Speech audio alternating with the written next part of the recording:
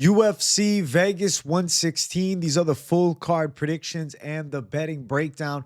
Looking forward to talking about each of the matchups on this card. So make sure you guys smash that like button. If you're new to the channel, subscribe, turn the post notifications on, share the video. Be sure to hype the video too. Also note, I'll be live for the entire card Saturday, 5 p.m. Eastern time. Don't miss the fight companion.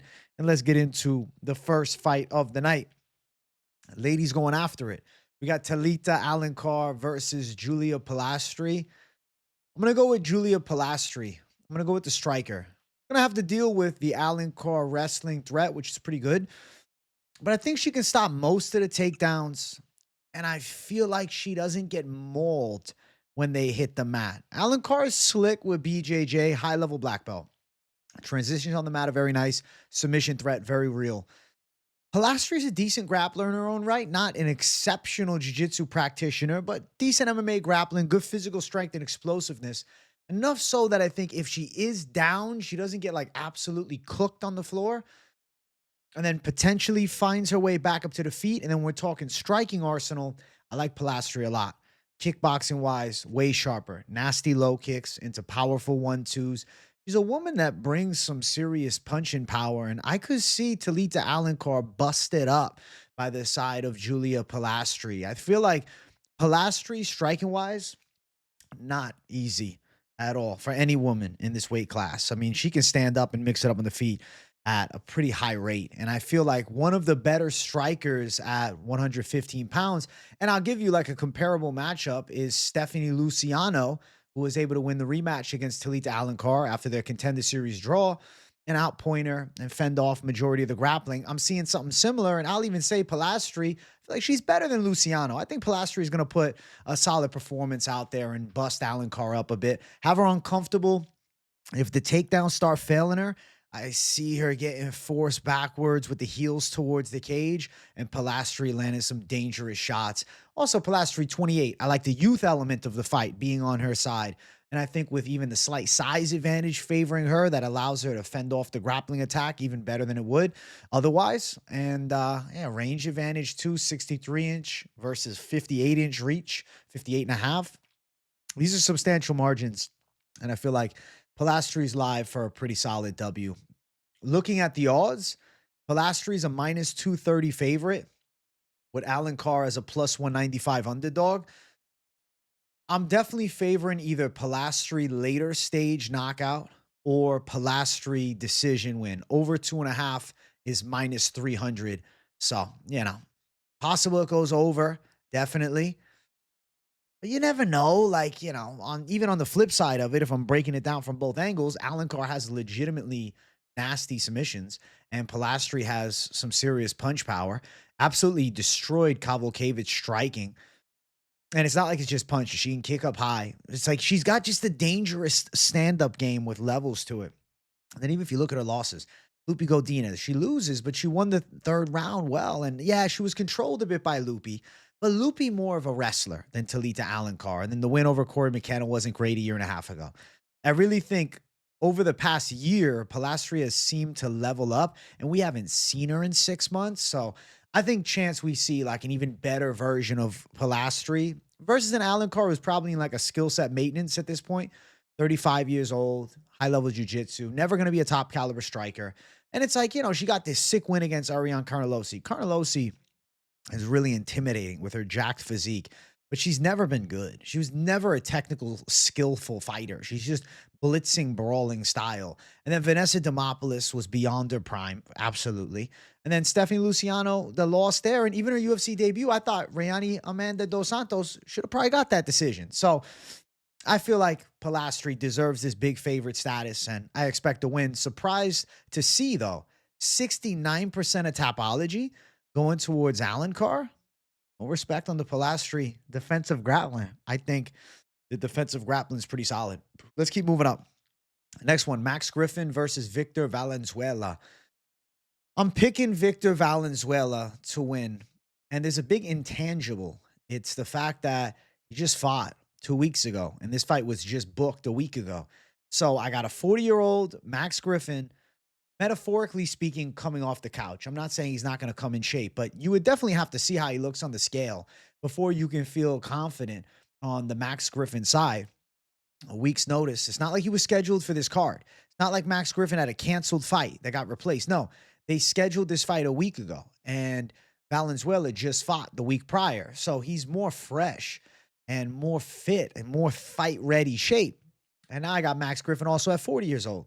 The element of the style matchup, things are interesting because Valenzuela is very much of a bit of a heavy-footed brawler, Muay Thai-esque striking style, has some power, in his overhand shots and has some heavy low kicks, likes to get up in your face and, connect with big punches and tends to find the target. At times, you'll watch Valenzuela and you'll be like, oh, he's a step behind, and then boom, a big shot lands for him. Even with, his loss on Contender Series to Michael Oliveira, who, let's just pause the breakdown for a second, somehow is not booked.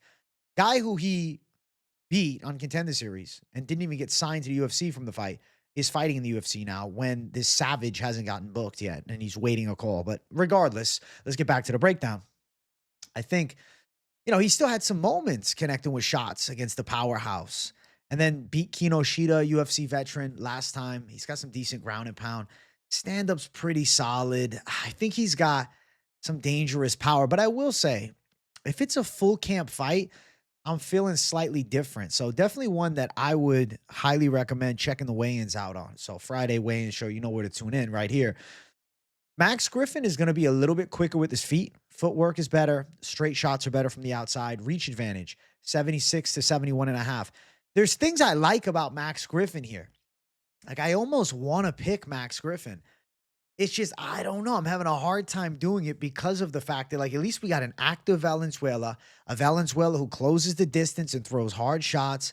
Max Griffin, even though he went to a split decision with Chris Curtis, ultimately lost that fight. And fight prior to that got mauled by Michael Chiesa. And then fight before that, a split decision with Jeremiah Wells. And the fight before that, Michael Morales beat him by a decision. Which, hindsight, not a bad look.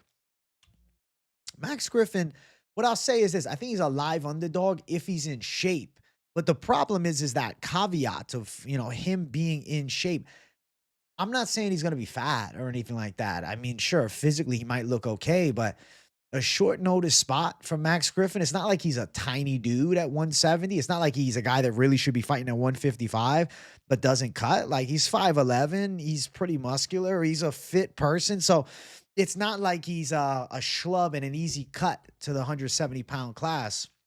I don't know. I just don't like the fact that they got a 40-year-old coming in on a week's notice. I think that tends to be a recipe for disaster. And even though Max Griffin notoriously is very durable, Valenzuela's style being essentially all gas, no brakes, and straight action, he could end up knocking Max Griffin out, especially in the smaller cage. Griffin likes to use a lot of movement. His style is based upon the footwork and the striking from the outside and landing shots from range. The small cage is going to make that harder. And then, not having a full camp, potentially that footwork is not going to be nearly as effective come round 2 or 3. And now Valenzuela's throwing bombs at him. And the truth about Max Griffin is he's got good punching, but he doesn't bring crazy power. Max Griffin, what was the last knockout win for him here? He got a knockout win in 2021 against Kenan Song. Jeez, man. 5 years ago is the last time he got a KO win in the UFC. It's hard for me to pick over the course of 3 hard rounds him to beat this Savage.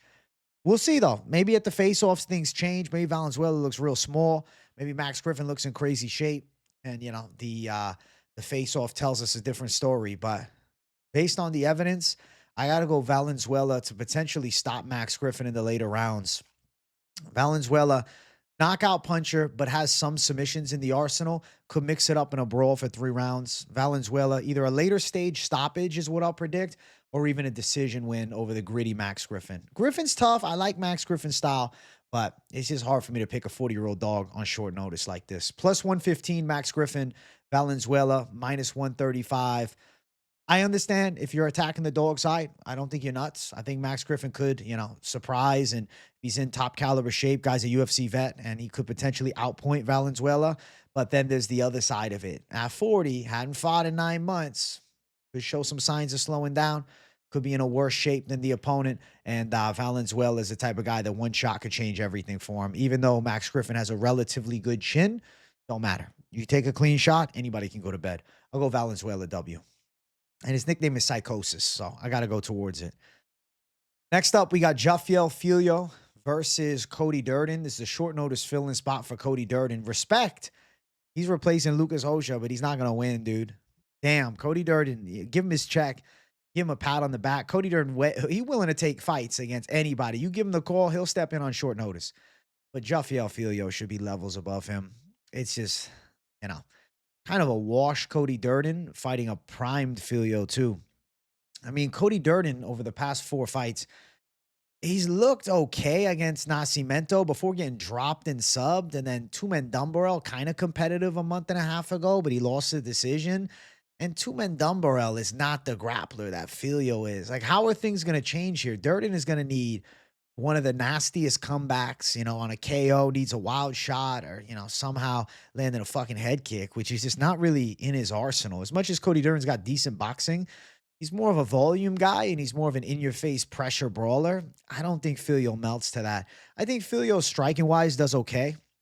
I think Durden is, at least prime Durden is like a slightly sharper boxer, but Filho has decent technical kickboxing, and Filho actually has some knockout power in his hands. I wouldn't be shocked if Filho's able to rock Durden on the feet. I mean, Nascimento did it to him as well, and Nascimento, high-level grappler like Filho, had a fight with Filho, obviously got the win in a strange circumstance, and, Filho kind of fumbled the bag in that fight, but irrelevant to this one. When Filho's on, he's powerful. Grappling is nasty. I mean, you're talking about a guy that easily mauled Clayton Carpenter, who's a good prospect. And then you see the Nascimento loss there, sub over Ode Osborne, sub over Daniel Barres, who did have a couple of moments striking very early in the fight and nearly submitted Montague a few years ago. I mean, let's not forget, man, he had the fully locked in knee bar. Montague just didn't tap. I think Jafel Filho's grappling is just too much here. Striking wise, I don't think he's a dead man walking either. Could be a club and sub. But I think Filho gets this fight to a dominant position on the ground and absolutely shows that more elite caliber jiu-jitsu. And I think a submission, rather live for him. I think high likelihood of a sub. And it could be a Kimura. It could be a rear naked choke. It could be, an arm triangle. We've seen multiple submissions from the side of Filho. He's a creative grappler with high-level skills. And I think Cody Durden is just past his finest hour. So we got to go the Filho side to get the win. I feel like this one feels obvious. The odds actually have not released yet for this fight as they just put this fight together today. I'll tell you guys this. If you are, thinking about maybe parlaying Filho up, I would get it ASAP as soon as those lines drop because I anticipate him to be at least a 4-1 favorite. But, dude, it might be minus 600. It might be more than that because Cody Durden has lost 4 straight fights and he's taking this fight on very short notice, a week out, essentially. Doesn't look good for him. Filho, submission win. He feels like a lock of the card. Durden's style, like he would have to outdog Filho to a decision, and I just don't think it happens. Just too dangerous on the ground and even too capable on the feet. Filho to get the finish, possibly the first round. It should be a Filho W, and I think he runs through Cody Durden. And, is on the cusp of top 15, actually. Filho for the win. I like this matchup for him. I think it's essentially easy pickings against the short notice Durden. Next one, Myra Bueno Silva versus Michelle Montague. I'm picking Michelle Montague, and, this is a send-off for Myra Bueno Silva. Dude, 4 losses in a row. Holy shit. Fighting for the world title. Had hype after she had just beat Holly Holm. Granted, overturned to a no contest because she was on, like, Adderall or some type of medication like that. But I remember her going into that fight against Pennington, and I picked her. I thought she would pull it off and had some moments, had her back, and, did good. It's just been downhill from there. Loses to Pennington, and then loses to Macy Chiasson, and then loses to Jazz Davicius, and then loses to Jacqueline Cavalcanti. Can't catch a break, dude. Myra Bueno Silva has had a hell of a fall off, and there's no momentum on her side. She's losing fights. She's taking some damage. And, dude, I don't think she's there mentally. I swear to God. They said, oh, it was doctor-prescribed attention deficit disorder medication. I think she was taking that. Whatever, if it was Adderall or something like that. I forget exactly what it was. It was something like that for ADHD. I think she was taking that pre-fight as a way to dial in, and like her, when she went on the tear, was a different animal. I swear to God, when she got caught, it was over. Look at this win streak. Like she looked nasty. A Stephanie Yeager sub, Lena Landsberg sub, and a Holly Holm sub. There was something different about her. She was on some enhancements. And then the Pennington fight, she had a little gusto left, but it fell off. And then just nothing from there. She's lost 4 in a row, dude. It's been bad. I really think Mayra Bueno Silva is washed. And she's not old, right? She's 34. It's not like she's at the age where that's the red flag. It's the results, dude. And now she's taking on an undefeated prospect, American top team talent, a good grappler, former PFL fighter. You got to go with the 7-0 Michelle Montague. She's got pretty good wrestling. She's got decent enough striking. Yeah, could Mayra Bueno Silva turn back the clock and pull off an armbar from bottom or something? Maybe. But if she meets any resistance, I swear, dude, mentally she starts to give in. I see her like when she's in these fights, she quits. She mentally breaks each and every time, and it's over with, in my opinion. I really think that the 4 losses in a row is way too much to overlook. I think that Michelle Montague should win. And, you know, you might look at her UFC debut and say, oh, well, she didn't look that good against Luana Carolina. True. But you have to give her a little credit. It was a UFC debut. I mean, prior to fighting against the side of Luana Carolina, she had finished all of her opponents. And she's an experienced amateur, too, which I think is nice to see. I think Michelle Montague clears decision. Probably Mayra Bueno Silva is able to make it to the cards, but I could see Montague showcasing some better striking in this fight and busting Bueno Silva up. I could see her getting on top and beating Bueno Silva up with ground and pound. I think Montague can win this fight anywhere it takes place, and I'll pick her by unanimous decision as the official method of victory call. Pretty wide favorite, you know, from contender to the throne, Bueno Silva, to now, you know, early prelim fight at the Apex, and she's a damn plus 290 underdog. Talk about a fall from grace. Minus 365 from Michelle Montague, plus 290 for Bueno Silva. The sensible side is Montague to get the win. For Silva, it would be you're dealing with a woman that mentally doesn't seem checked in and also has to come back from just bad performances and losing. So where's the skill set at? Over at minus 210, probable. Montague, you know, less likely to submit a grappler like Bueno Silva, but not impossible that we see Montague drop some hammers on her. I know she's a submission ace, but maybe drop some heavy elbows from top position and gets a TKO. But more likely, though, Michelle Montague takes on the judges' scorecards, and I'll pick her by a clear-cut, unanimous decision. She'll be able to beat Mayra Bueno Silva this weekend. Montague, 8-0, and definitely a contender to watch at 135 pounds. And I think she's going to look better than the debut even. I think this is going to be her at her full capacity, and I feel like she'll be pretty on point at the UFC Apex. Let's keep running. Next fight, we got Cedriquez Dumas versus Jackson McVey. I believe they were booked to fight previously. Yes, they were. Last year, June, they were supposed to fight. Didn't happen. I'm picking Jackson McVey. I think he's a kryptonite matchup for Cedriquez Dumas. Now, you might be looking at Jackson McVey's 0-2 UFC record, and you'll be overthinking it. But hold on a second. Jackson McVey lost to Bruno Ferreira, who's a legit top 25 guy in the UFC middleweight division. You know, top 20 even. And then Zach Reese, able to sub him up. But he was fucking Zach Reese up in the clinch, and he was landing some nasty shots and was putting it on Zach Reese. Cedriquez Dumas, dude is very hot and cold. He's a bit of a mental case. He's 1-3-1 no contest across the last 5 fights. That one win was a Dennis Talulin decision.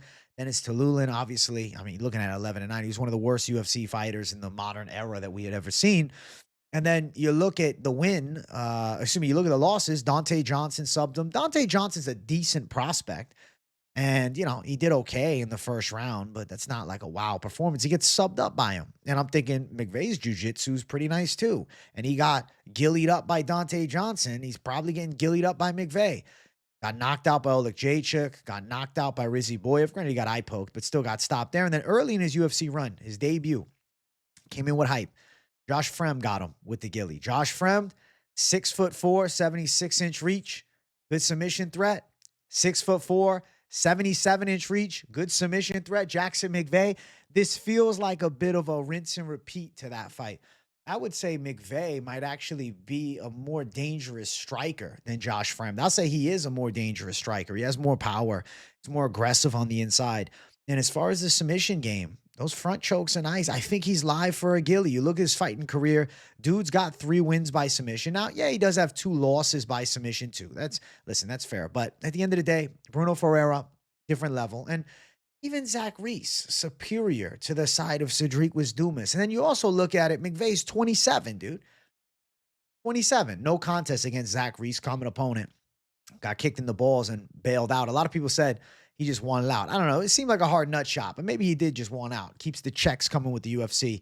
This might be the final check from the UFC to Dumas. I'm going to say Jackson McVey wins by submission. I'm going to say he gets the Gilly. I feel pretty good about this submission hitting, and I think that McVey's grappling game is going to showcase in a matchup against Dumas. He's going to want it more, and I think more skillful guy and just more locked into pro fighting as well. I think that's also an ultimate difference maker. As far as the odds, Cedric Dumas is plus 165, Jackson McVey minus 190. I think the Dumas side makes a lot more sense. Looking towards the over-under 1.5, minus 160. Wonder what an under 2.5 would be. Probably like minus 300, but I think the fight ends in a finish, and I think it ends in a McVey win by submission. That seems clear. I don't know what the submission prop is going to look like just yet, but it feels right to me. McVey can make Dumas uncomfortable on the feet. I could see Dumas trying to wrestle him, and then McVey just using those long arms and locking up a neck. So the McVey side, the Moose to get it done against the Reaper Dumas, and probably sending him his UFC walking papers. We're going with Jackson McVey for the W. Let's keep running up the card. Let's get to the next fight on it, which is the featured prelim of the night. We got Rodolfo Vieira versus Eric McConico. Damn, son. I think I got to pick Eric McConico. I feel like McConico could potentially chin Rodolfo Vieira. McConico looked pretty decent last time against Basinger Sussurkaev. I know he ultimately got knocked out, but he was competitive in strikes and really landed some good shots on the feet. Against Sussurkaev, who's a smooth kickboxer with knockout power and obviously a capable ground game. McConico, it's not that he is on the cusp of contention or anything of that magnitude, but training partner Jared Cannonier, MMA lab guy, similar to Jackson McVey. He's a dangerous puncher, and he's got underrated head kicks, and he's a real athlete. And he's also a decent enough defensive wrestler. I know Cody Brundage got him down a few times, but Brundage, a hard-nosed wrestling pressure, and he still was able to win the split decision. Whether he deserved it or not, different conversation. With Rodolfo Vieira, I just can't get this fucking loss against Petrosky in a kickboxing fight out of my head. I mean, Andre Petrosky has really fallen from grace after that fight. And he out-kickboxed the fuck out of Rodolfo Vieira. Stopped his takedowns and beat him up. And then, I know, you can ride high off, oh, but he beat Tresean Gore. Look what Gore did to Bakoyev. I swear to you, Tresean Gore must have been injured in that fight. He came in at 189.5, looked fat. Didn't put out a good performance, got mauled. Training partner of Eric McConico, too, so a little bit of revenge on the mind of McConico. So, yeah, he shut him down in kickboxing and won a clear decision. But the takedown defense of Gore wasn't awful. I think he was only taken out, like one time in that fight, if I'm not mistaken? And then you look at the most recent fight, Bo Nickel absolutely destroyed him. Now, granted, yeah, I think Bo Nickel is better than Eric McConico. I'm not pushing a narrative that, oh, yeah, man, McConico's Bo Nickel level. Yeah, one takedown for Rodolfo Vieira against Tresean Gore. Something to note. He just outstruck him.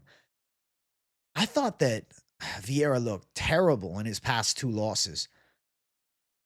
Aside from the weird Tresean Gore fight, Rodolfo Vieira was showing some signs of slowdown. And now I got Eric McConico on the other side, who's got a decent defensive wrestling game. Eric McConico, I know he's been taken down in the UFC a bit. I know. You look at it on paper, all right, 64% takedown defense. That's not amazing. I agree. But he's never been submitted as a pro fighter. He's got some power in his hands that could land in a spot like this. He's got a nice reach advantage, 73 inches to 77. I swear, he's definitely faster on the feet. Underrated with the kicks. Like, watch out for his high kicks. He's got some nice regional scene head kicks. And he's a southpaw, too. So that adds into the intrigue of the matchup. Adolfo Vieira got shut down by Chris Curtis, southpaw, a few years ago. I think that the side of Eric McConico is live for this upset. It's not that I'm like, oh, this is my most confident call. I'm like, absolutely. But I don't know. I feel like Vieira might be a little down bad against southpaws. Bo Nickel was a southpaw. Petrosky, a bit of a switch stance hitter. The Chris Curtis loss, southpaw. I feel like even though you're looking at their age being almost the same, McConico seems to have a little more left. And that Susukaya fight, I know he ultimately got chinned in round 3, but he was having good moments and landing some big shots. If McConico can stop some of the grappling onslaught and turn this into more of a striking fight, which doesn't shock me if it happens, I swear he's live to knock out Rodolfo Vieira, or he's live to go out and win a hard-fought decision. And I'll also push another narrative around this fight too. Rodolfo Vieira was known for durability. Say what you want about his technique. I mean, against the side of Petrosky, he was getting out kickbox, but took everything. He got violently chinned with a head kick. First time in his entire MMA career that he had been knocked out. I think that could change things here. Like, you get knocked out once for certain guys, and then you see they go down easier the next time. Whereas McConico, he's got 4 knockout losses. It just is what it is. He's been knocked out. Whereas Adolfo Vieira, it's the first time it happened. And now he's looking to get his get-back fight. They give him an on paper, maybe an easy matchup, but look beyond the paper with McConico. He's not bad. He's an athletic striker. He's a southpaw with power. He's got good defensive wrestling for the most part. His submission game is actually all right.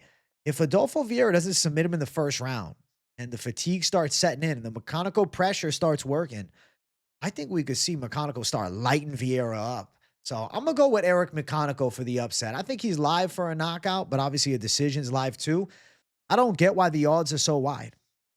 Like, I think Vieira as a favorite is sensible at minus 170. What did he open at? He opened as a 3-1 favorite. 3-1 favorite. Rodolfo Vieira is not on a fucking quest of gold. He's a back ender in the UFC middleweight division. I don't agree with this shit. Minus 255 Vieira, plus 238 McConico. I think McConico's live to surprise. I feel like knockout is there. Over 2.5, minus 115, under minus 105. I think I'm going to go McConico KO. Definitely possibly wins the decision, but he was landing some decent punches against the side of Basinger Susakayev, who's nasty on the feet. And Adolfo Vieira is stiff striking. And if the chin is going, his chin was kind of his winning attribute as far as his stand-up game would go. McConico might shut the lights off.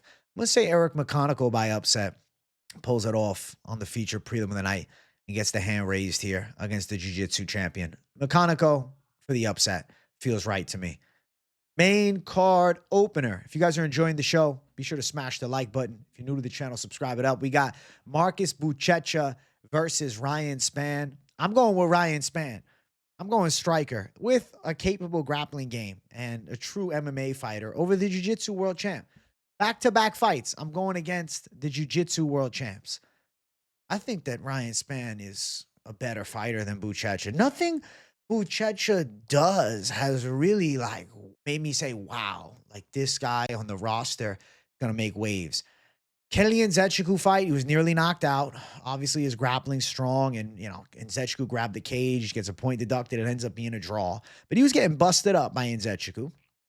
And then fight before the Martin Buday decision, he kind of just got laid on a bit. Buday defended takedowns, ended up on top.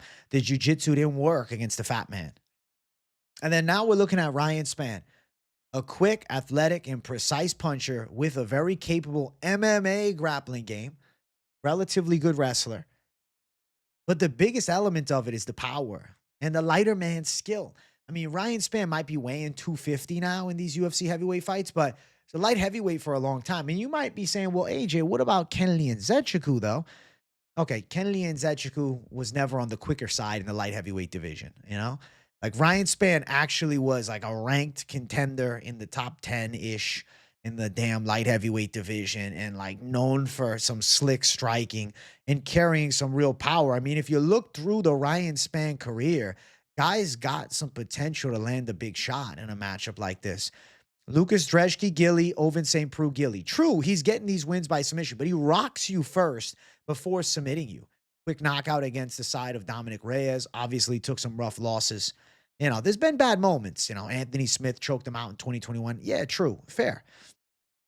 But I feel like when Ryan Spann's on, the hand speed and striking power really could get to Buchecha. And it's not like Ryan Spann's a dead man walking in the grappling department. I feel like Ryan Spann is going to be able to stop the takedowns, land some big shots. I could see Buchecha getting knocked out in this spot. He got rock bad against Kenny Nzechukwu, who's got a really similar frame. Also 6'5". I think he has like an 81-inch reach on the side of Nzechukwu. So a little shorter reach for Spann. But Spann definitely the speed advantage on Nzechukwu. He gets to the target.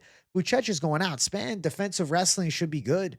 Striking should be on point. Outside fighting into some straight shots on the chin.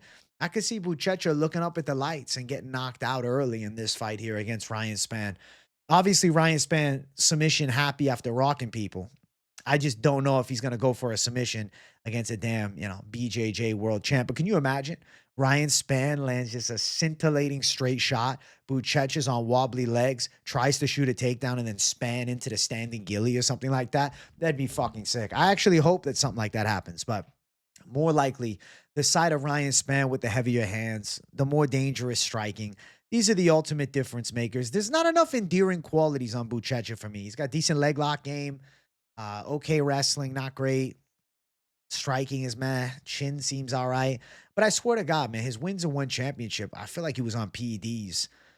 Minus 150 Buchecha, plus 130 Spann. I'm going to pick Spann. I'm going to go with the UFC vet and the former ranked light heavyweight to take out the grappling champ. Under 1.5, minus 175. They're thinking it ends early. It could end up going longer. That's not the craziest thing ever. But I think Ryan Spann stays safe from, a grappling standpoint and strikes from range pretty well and gets some nice shots off.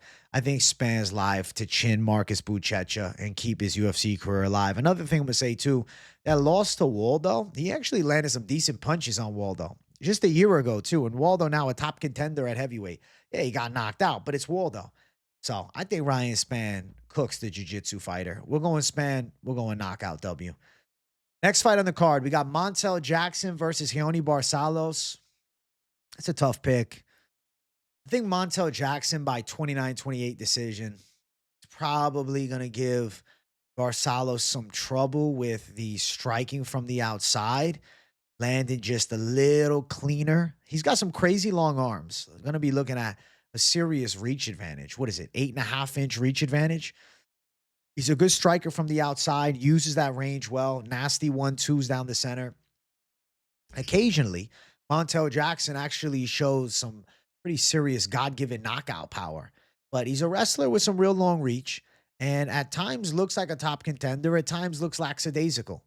But overall, strong grappling, offense and defense, good long-range kickboxing, southpaw style. Last time out, he went to a split decision with Davison Figueiredo and gave Figgy a decent fight and won the third round in that fight. If you think of if it's a 5-rounder, maybe Montel Jackson would have been live to take it. Like, they didn't seem far apart in skills, and obviously Figueiredo top 10. I feel like Barcelos, as much as he's been on fire as of late, won 4 straight fights, he beaten Peyton Talbot, I just feel like he's live to get touched up in a matchup like this. Barcelos has pretty strong Muay Thai and good low kicks. His grappling skills are nasty. Brazilian national wrestling champion, and you see it. He's got really strong grappling. He's got really strong control from top position. His takedown offense is very good. And he's also good with his hands, too. Heavy close range hooks. But I'm thinking to myself, if Montel Jackson is on, he's got power. He's got 8 knockout wins. And, we don't always see it. Against Daniel Marcos, we didn't see it. But think about the Dumont Blackshear fight. 1 shot and it's done. Ronnie Yaya knocks him out in the first round. There's been moments where Montel Jackson has looked to be a guy that belongs in the top 10. And then there's other moments where he just falls asleep at the wheel. This is the unfortunate Montel Jackson truth. What happens this time? Barcelos is 38, dude. Nearly 39. He's a few days away from 39. I think you got to favor Montel Jackson to connect with some clean shots. There's a chance Montel is going to end up knocking Raoni Barcelos out. I think he's a lot quicker with his hands, and I think you'll see the evidence of speed in the fight. And I think Barcelos might go a little leg kick heavy in trying to get takedowns. Don't be shocked if Montel counters him with a lightning speed straight left and drops Raoni Barcelos. I don't think that's an impossibility. He's riding a sick 4-fight win streak, but he still is at the final phase of the fighting career. And I just think, the matchups, the Ricky Simone win, that's a nice W. Don't get me wrong. But Ricky Simone, short, stocky wrestler. Cody Garbrandt, past his best days, T-Rex arms boxer. Peyton Talbot, just completely overlooked him. Not ready for that level of wrestling. Good striker, though. Quinones turned out to be a meh. Kyler Phillips beat him with kickboxing a few years ago. And then now, we're looking way back. Umar knocked him out. Trevin Jones win. Victor Henry beat him. Tamir Valiev beat him. He had a bad little run here.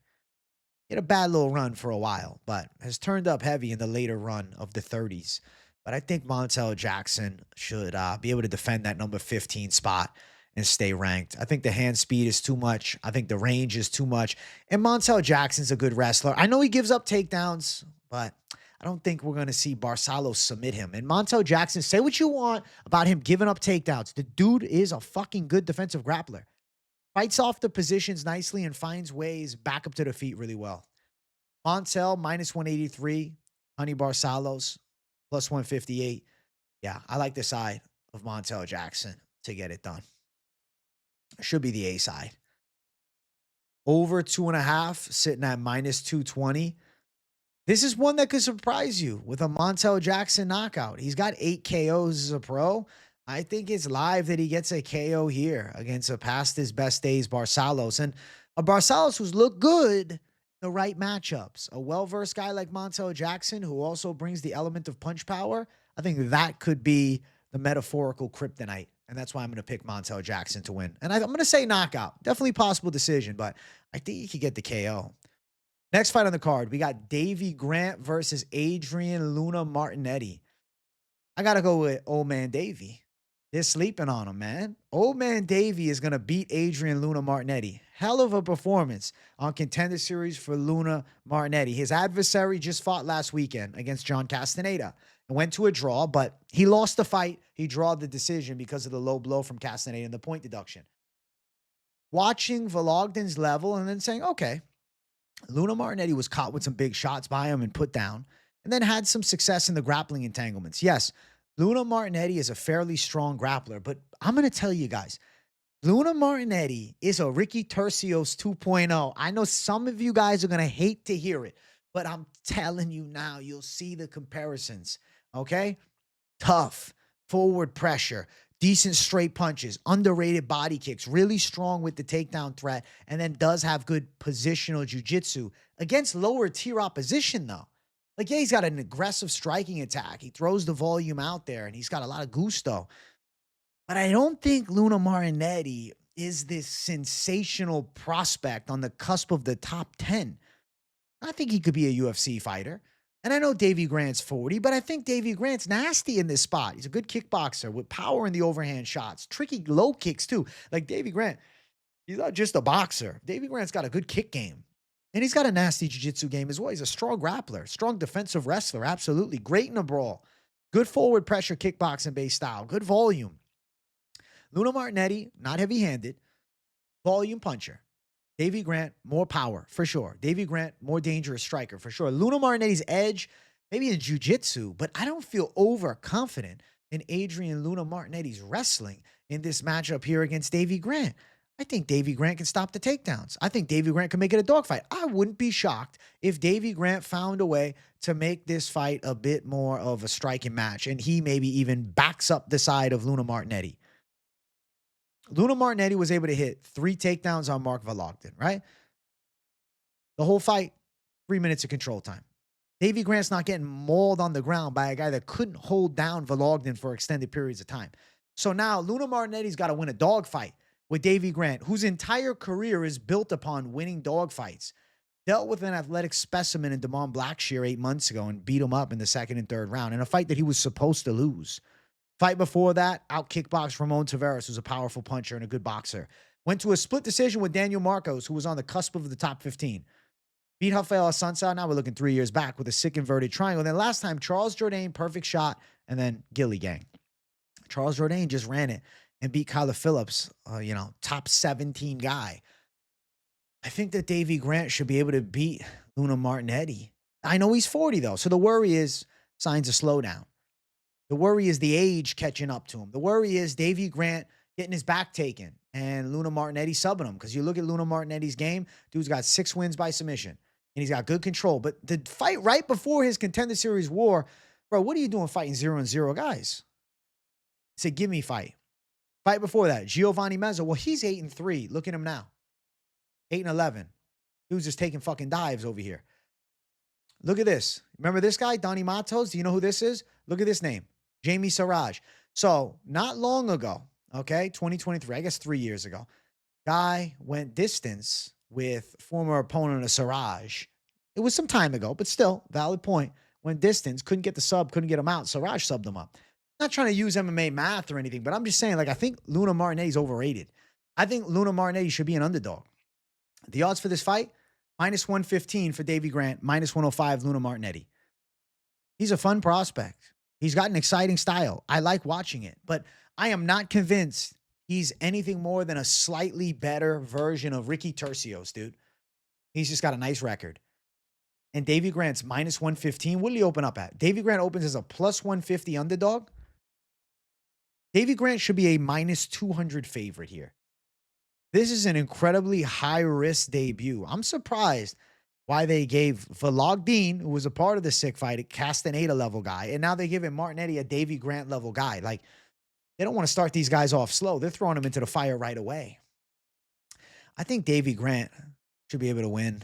He lands some good shots up high. I mean, we saw Luna Martinetti caught with some big shots by Vologdin. I think Davey Grant could catch him with big shots. I think Davey Grant can outstrike him. I think Davey Grant could even grapple with him. I'm going Davey Grant by decision. I think he outdogs Adrian Luna Martinetti. He gets his hand raised. At 40 years old, I'm picking Davey Grant to beat the 30-year-old prospect. I think he's got the style that matches up well with Luna Martinetti. So we're going with Davey Grant for the W. Not an upset anymore. I mean, initially it was a +125 dog on Tapology for us here, but the actual lines have it about even. I'll go with the OG side. I'm going old man Davey for the win over the debuting Luna Martinetti. Let's keep running. Featured fight of the night. Coming up next, we got Rafa Garcia versus Alexander Hernandez. I'm going with Rafa Garcia. I'm going to trust in the Cub Swanson army. I mean, the team has been absolutely killing it right now. Why would things change with a Rafa Garcia-Alexander Hernandez fight? Rafa Garcia is also riding a nice 2-fight win streak, but the team is on fire. Danny Silva getting a win as an underdog. Absolute destructive win for Lahayan Douglas. And then Cub Swanson absolutely murdering the side of Nate Landwehr at 327. And now Rafa gets his spot. Rafa Garcia's been on the roster a long time, and something you got to say about him, tough as nails, okay? Very pressure-heavy Mexican boxing wrestling style. Not one of the fastest strikers, but he doesn't need to be. He takes shots on the chin, absolutely, absorbs damage, and fires back. Consistent with the forward pressure, consistent with the grit, consistent with the will to win and make it a dirty, grimy dog fight. Hernandez on the other side is going to have the strike speed advantage and the footwork edge from the outside. But where Hernandez has been looking so God mode as of late is because he's been taking on an older opponent last time against the Douglas Silva de Andrade side. The Diego Ferreira side. Jesus, wrong Brazilian. My bad. Wrong 40-something-year-old Brazilian, dude. Diego Ferreira. Knocked him out. I predicted him to knock him out. And then fight before that, he takes on Glass Joe Chase Hooper. He was scheduled to fight against Michael Johnson, but weird betting activity pulled that fight. I think Alexander Hernandez is just a red flag. And he's a favorite here. Strange. So Alexander Hernandez, a sharp kickboxer from the outside with good lateral movement, who's gotten 2 nice back-to-back knockout wins against guys with compromised durability. But let's not forget, Austin Hubbard went to a split decision with him only a year and a half ago. And in round 3, had Hernandez busted up and backing up in that fight. Kurt Hollabaugh just got out-wrestled. He couldn't stop a takedown to save his life. He's a good jiu-jitsu guy, but has no takedown defense. Rafa Garcia is the better wrestler between the two. Rafa Garcia has strong Mexican-style wrestling, okay? Rafa Garcia is very physical. I saw a picture of Rafa Garcia recently. Seems to be in the best shape of his fighting career as well. which I think is a big green flag. And now you got momentum with the gym. You got a very forward pressure, kind of just, taking the best shot and then landing a bigger shot guy on Rafa Garcia against Hernandez, who's a good kickboxer from range, but he's been put out a couple times. He's got 8 losses as a pro. He's been in the UFC a while, but he's taking his L's. I think Rafa Garcia can win a dogfight. I think Hernandez probably looks fast in the first round. And Rafa Garcia, if he gets clipped in round 1 and the chin doesn't hold up, yeah, things can go to shit quick. But if the chin does hold up, and now the fight starts to wear on, and Rafa Garcia's pressure starts being more effective, and then add into the small cage. So now Hernandez, less work that he can do with the lateral movement and the Factory X Muay Thai distance striking style. Rafa Garcia going to set traps and at some point get him towards the cage and starts ripping some shots. And now I got Hernandez tired in a dogfight with Rafa Garcia, who's throwing heavy punches, taking your best shot and continuing to press forward. Style built on durability, but you have to give him credit. At 31, he's going to be better than ever. Training with Cub Swanson and the team, I see a possibility of, Rafa Garcia showing a bit more improvement in a matchup like this. Hernandez doesn't have a takedown edge here. Hernandez is not the younger guy here. Hernandez is not fighting somebody with questionable durability. So the normal intangibles that have favored Alexander Hernandez on his 4-fight win streak are gone now. He's taking on Rafa Garcia. I think in a dogfight, Rafa Garcia can outdog Hernandez. I think he'd be live for a 3rd-round stoppage or potentially a decision win. I mean, if you look at Rafa Garcia's fighting career, dude has 8 wins by submission. Very underrated on the submission side. You're thinking of knockout power because you're thinking of him beating Jared Gordon with big ground and pound and dropping him with a nice shot. Well, Rafa is more of a guy to beat you up and threaten you with a submission. And you look at his chin, tends to hold up. 1 knockout loss, but it was ground and pound from Grant Dawson. Obviously, early UFC run, 2021. This is irrelevant to now. I'm looking at the past 2 years. Last year, 2 wins. Nice knockout of Jared Gordon. Yes, he got hit by a car. I know. Jared Gordon got hit by a car. I know. I lived it. I picked Jared Gordon there, and he got cooked. I think Rafa Garcia is getting better. I think he's underrated. And I don't want to underrate the Rafa Garcia win over Jared Gordon because of the car crash thing, because what if that would have happened either way? What if that stylistic matchup just favored Rafa's dog grit? I think in a dogfight, you got to favor Rafa Garcia. You got to favor the Mexican style for, this fight with a Mexican fighter on the Rafa Garcia side. I think he can get the hand raised against Alexander Hernandez in a back and forth fight. Not easy pick'ems on either side of it, but I do think I'm going to ride with the gym's momentum of Rafa Garcia and the Cub Swanson crew and the stylistic matchup with Hernandez probably needing good footwork to avoid the close range brawling and the potential takedown threat. I'm going to say Rafa Garcia is live for this upset. Plus 131 for Rafa Garcia, minus 151 for Hernandez. I'm not shocked if we're going to a 29-28 possibility of a split decision. But I think Rafa Garcia, especially that 3rd round, he's live to do some work. Now, over 1.5, minus 235, I do favor. Over 2.5, minus 186, I'd say relatively live. As I mentioned before, I think the way that Rafa Garcia wins is late stage stoppage possibly or a decision. Now, granted, with all that being said, 1 big shot and then he could end up, getting a knockout in the 1st round or potential mistake from the side of Hernandez and then a submission for Rafa Garcia gets set. Possible outcomes. We're going with Rafa Garcia for the W. I think he's getting the hand raised and outdogging Alexander Hernandez. I'm going with the underdog in this spot, who I think brings a good stylistic matchup to the Hernandez technicality side. I like some chaos, and I like the Rafa gifted Garcia chaos. We're going with Cub Swanson's crew. We're going with Garcia to get the W. Next fight, co-main event of the evening. We got Norma Dumont versus Jocelyn Edwards. I got to pick the side of Norma Dumont to get the win. I think she can beat Jocelyn Edwards in this matchup here. I feel like the Norma Dumont side, she's been on the cusp of a damn title shot for a while now. And her striking game is sharp. Overall, solid boxing skills on the Norma Dumont side. Works a very educated jab, pretty snappy leg kicks, and I'd say just overall good punch combinations. And with that, it's not like she doesn't have a capable ground game. Got relatively strong clinch work and relatively strong wrestling. I feel like Norma Dumont kind of can win this fight anywhere it takes place. She does everything decently. Like Norma Dumont is genuinely good in all areas. Like she fights at a decent rate in every area. She's been a decision merchant though. You know, you look at Norma Dumont, she doesn't knock people out. She got 0 KO wins. She got 2 subs. She got 11 decisions. She's on an absolute tear right now, winning 6 fights in a row, but all decision wins. Good strike volume. I mean, she landed 62 shots against Ketlin Vieira. She landed 159 with Irene Aldana.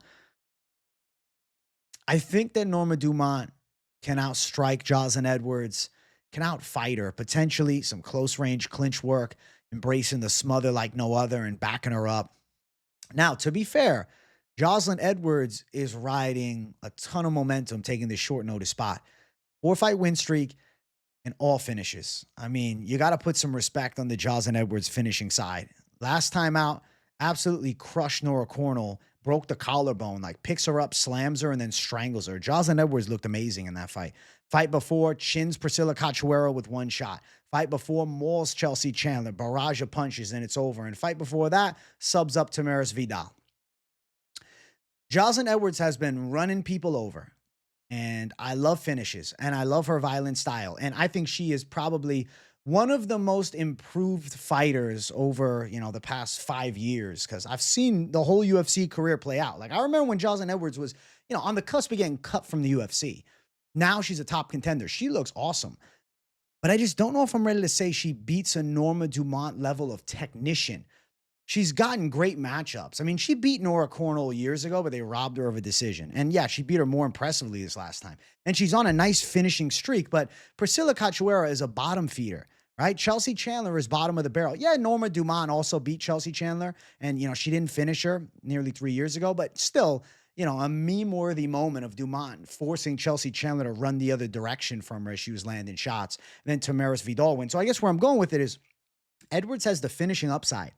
She's a great finisher. She's got serious pop.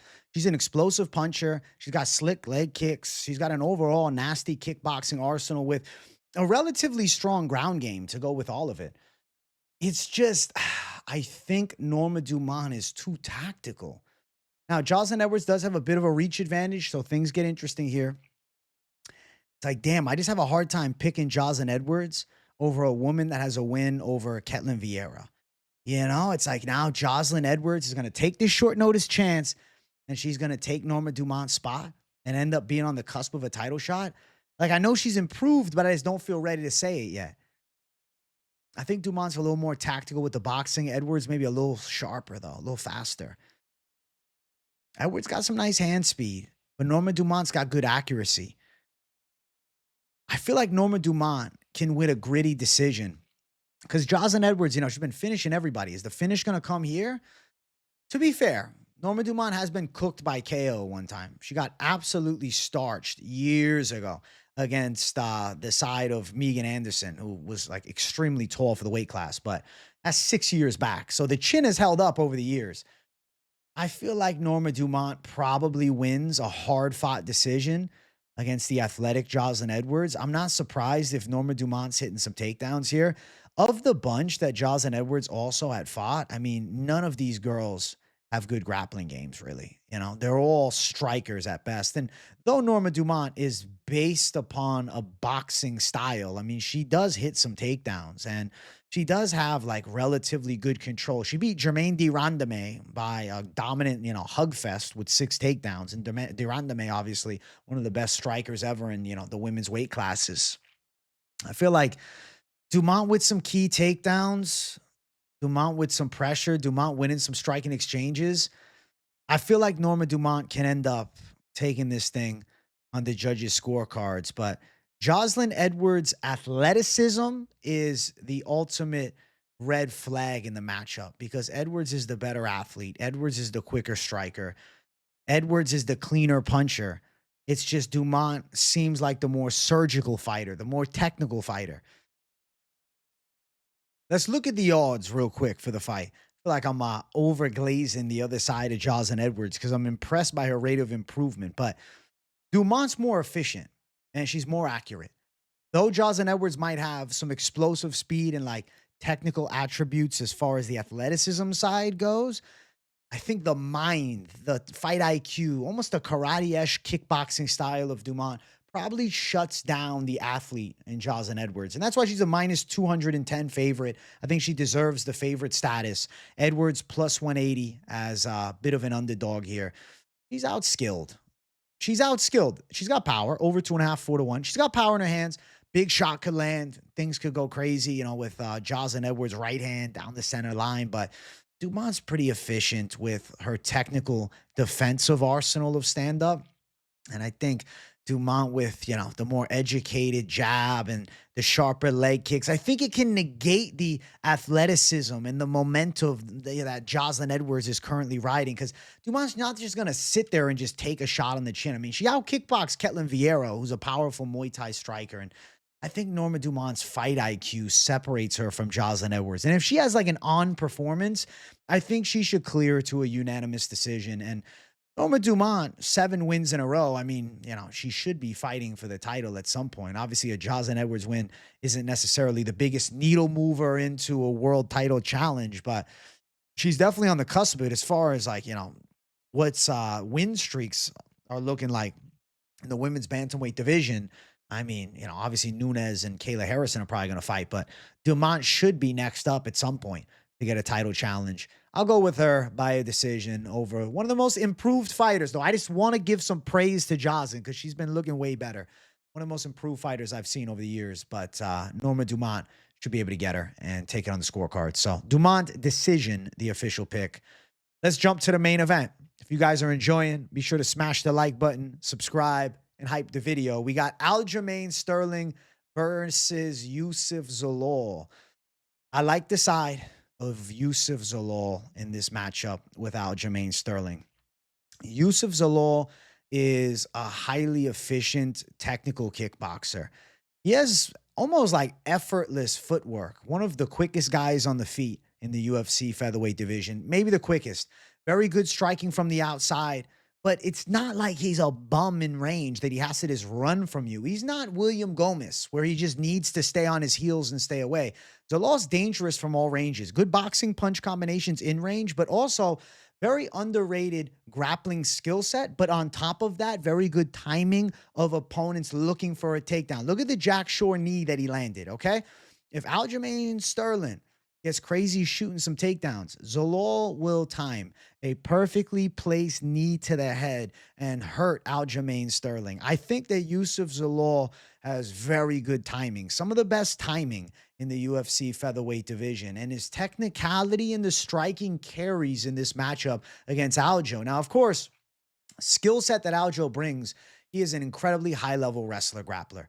Takedown game, some of the best. I would say, probably top 3 best wrestlers in the UFC featherweight division, maybe top 2, especially offensive wrestling. Has excellent takedowns, took down Movzar multiple times. But to be fair, Movzar was simply just playing that game with him, and at the end, still won the battle of position. And if that's a 5-round fight, I think 3, 4, and 5, we would have saw Movzar really cook Aljamain Sterling because he started cooking him in round 3. I think that Youssef Zalal's defensive grappling holds up against the strong offensive grappling attack of Aljamain Sterling. And even if Aljo lands some takedowns, I am hard-pressed to say that Youssef Zalal makes the simple errors against the cage that allow for Aljamain Sterling to get that backpack position.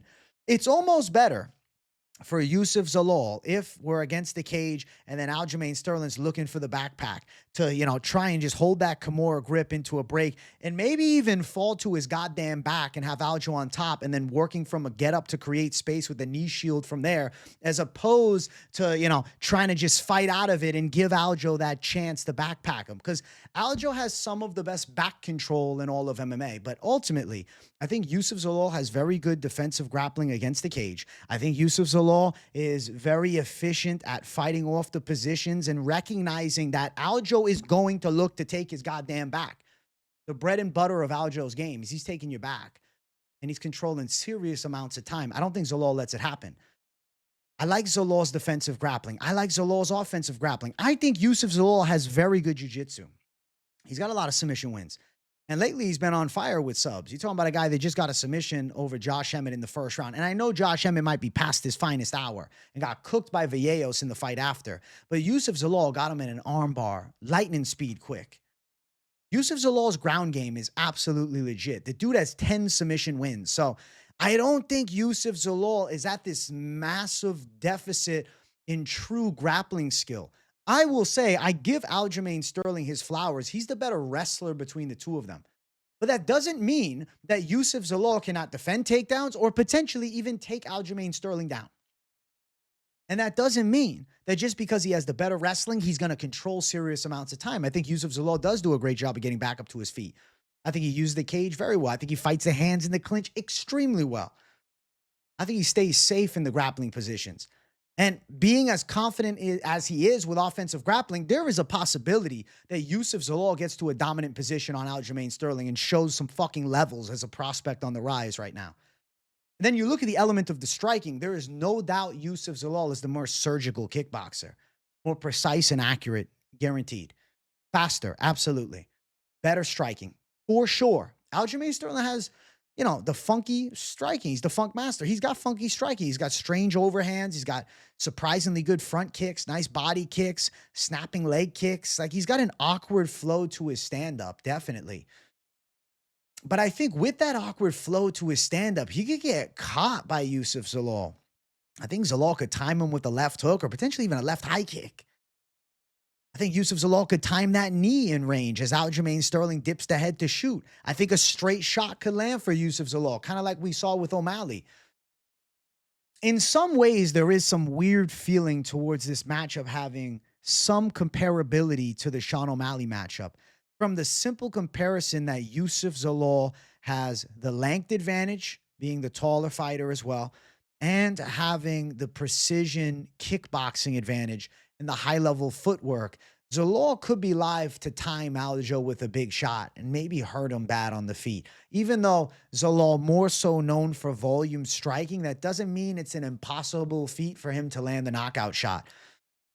I like Zalal in the 2 out of 3 areas. I like him grappling-wise, at the very least, to compete with Aljo and negate his offensive attack. And I like him in the striking department a lot better than Aljo. And wrestling-wise, I'm sure he could get taken down, but potential for takedown defense holding up, I'll say yes. And he's not a bankrupt wrestler in his own right. Youssef Zalal's got pretty nice takedowns, good chest-to-chest pressure, good trips on the inside. I mean, is overall a lot of weapons that Zalal has. He's one of the most well-rounded guys in the UFC featherweight division, and it just feels like now is the time for him to break into the top against a 36-year-old Aljamain Sterling. Yes, and Aljo coming off a nice win 7 months ago, but against a well past his finest hour Brian Ortega, who still went distance with him and was in the hospital the night before. I think we're going to see Youssef Zalal win. I think Youssef Zalal technically shuts Aljamain Sterling down. The question is, how does he do it? He's got the arm bar last time, obviously decision with Cater, the arm triangle against Jack Shore after hurting him, submission of Jarno Aaron, submission of Billy Q. The knockouts, he's got 4 of them as a pro. You see this punch there? That's straight right from Youssef Zalal. Could be the hint. Just look on Tapology. That's straight right from Youssef Zalal landing right down the center. Could end up rocking Aljamain Sterling. But I think I got to pick Zalal by decision and Sterling live to take a round or 2. But Zalal will win the fight. Zalal will have more significant moments, whether it be striking or even in grappling. I think we see Aljamain Sterling trying to force the issue with wrestling, but getting frustrated at the Zalal defensive abilities and also the Zalal footwork, making it hard to even hit the entry of the takedown. And then the striking offense of Youssef Zalal being way more efficient and accurate to the target that he starts touching up Aljamain Sterling. It would be a masterclass and a half for him to go out and just win a clear decision. A knockout would be the cherry on top. I'm leaning towards Zalal to get it done by a decision, though. I mean, you look at Aljamain Sterling's fighting career. He has been knocked out 2 times. The Sean O'Malley clean shot down the center, straight right, which I think is possible here. And then obviously, the knee from Marlon Moraes. 2 strikes that I just mentioned to you that are sneaky weapons that the side of Youssef Zalal brings. His knee and his straight right. I think he's live to land either one of them. So a knockout call is not crazy. I'm going to say decision as the first method of victory, but knockout seems live, dude. Like, knockout is not a crazy take in this matchup. I could see him connecting clean on the chin and dropping Aljamain Sterling at nearly 37 years old and getting a highlight reel knockout. Youssef Zalal, I got a feeling he'd want to get a sub just to prove like a crazy point of a rocked Aljamain Sterling. And God, that'd be something. But, you know, a little bit hard to say that Aljo's getting subbed by anybody. Now, Youssef Zalal sitting at minus 170 as a favorite. Note that he was a big underdog. He was plus 170. The line has flipped 100% in the opposite direction for Youssef Zalal now. And then Aljamain Sterling plus 145 as the underdog in this spot. I like the side of Zalal. I don't really care much for the over-unders. Over 4.5 minus 180 expected. I'm curious to see what the props look like as the week goes on, but I feel very good about the main event pick this week of Youssef Zalal putting on a technical masterclass and shutting down the side of Aljamain Sterling and breaking into the real top of the UFC featherweight division. Zalal has all the tools to do it, and on top of having all the tools, dude's on an 8-fight win streak. And if you include some of the, striking fights, kickboxing and a boxing win, dude's got 10 fight wins in a goddamn row.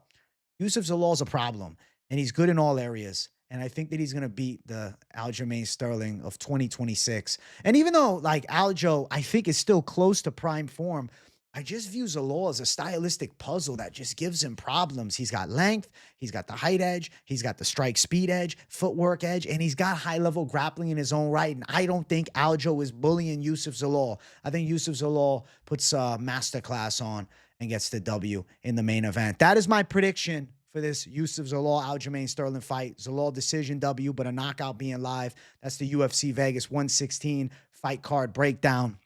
I'm actually pretty excited for it. It's a good Apex event. There's some fun matchups on this card that I look forward to. And I like to look ahead. I mean, I'm thinking Youssef Zalal with this win here against Aljamain Sterling. Now you're talking about him being on the cusp of a title shot. He's currently ranked number 7. He's now in the top 5. I mean, there's a world where, upon return, Lerone Murphy could fight against Youssef Zalal. There's a world where he could potentially fight the winner of Diego Lopez, Steve Garcia. There's a world where he ends up fighting Yair Rodriguez, depending on where John Silva is at, timelines of return. Possibility to have him fighting, another decent level contender fight against like an Arnold Allen Melky winner if they want to force him to work a little more. But lots of writing on the wall for Youssef Zalal being amongst the true elites and breaking into the top 5 this past Saturday. I'm going to predict that he does. Honestly, they'll probably rank him at number 6, though, because I don't think they're going to give that spot away to Zalal. I think they'll move John Silva up to number 5, and then they'll have maybe Youssef Zalal at 6, unless they decide to move Yair Rodriguez down, which remains to be seen. But the Zalal side, it feels like the A side to me, and I think he's taking it home. I'm riding high off Mike Malott handling business by the perfect pick, 3rd-round knockout last week, and I'm feeling good about the Youssef Zalal side in the main event this week as well. So let me know in the comments, what do you think? You agree with the picks? You like them this week? Good amount of underdogs that I think are live on this card. I think it's going to be one of those underdog-heavy Apex cards for sure, but the main event will hit with the slight favorite side of Zalal getting the hand raised. I want to hear from you guys, though. Let me know in the comments what you thought. Make sure to smash the like button, subscribe, turn the post notifications on, share the video, and hype the video. If you got nothing to say in the comments, just drop a W in the chat to boost the algorithm for your boy. Thank you, Savages, for watching. I love each and every one of you guys, and I'll talk to you all soon. Much love, and peace out.